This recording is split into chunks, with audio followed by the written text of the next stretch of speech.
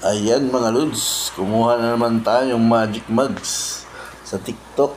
Ito, binuksan na natin sa parcel. Ayan magic mug yan.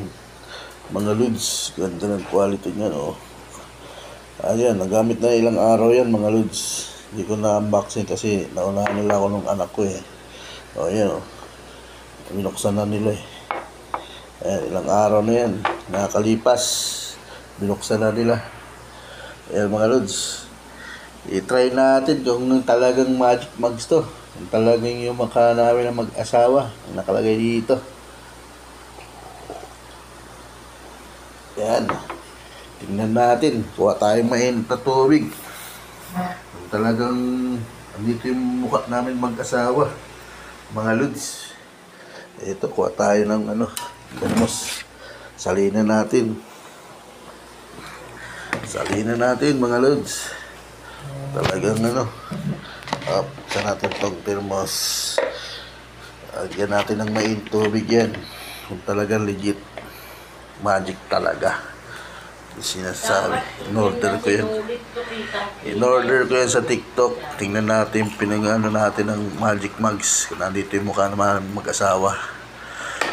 Try natin ayun, parang gumagana. Ayun nga, yun yung damit ko tsaka damit ng asawa ko. Ayun na, yung mukha. Ayun, talaga naman magic mug nga. Magic na magic talaga dito yung picture namin magic talaga sa kabila nakalagay pangalan yun ayun, pangalan ko pala to. Ayan Rodolfo. Ayun eto, ganito pero sa hawakan dinagip kasi walang init dyan ito, may pwede na to. Dito yung mukha ko at saka dito yung mukha ng asawa ko magic glass nga, galing. Ayun, talaga naman. Order ito sa TikTok mga lods.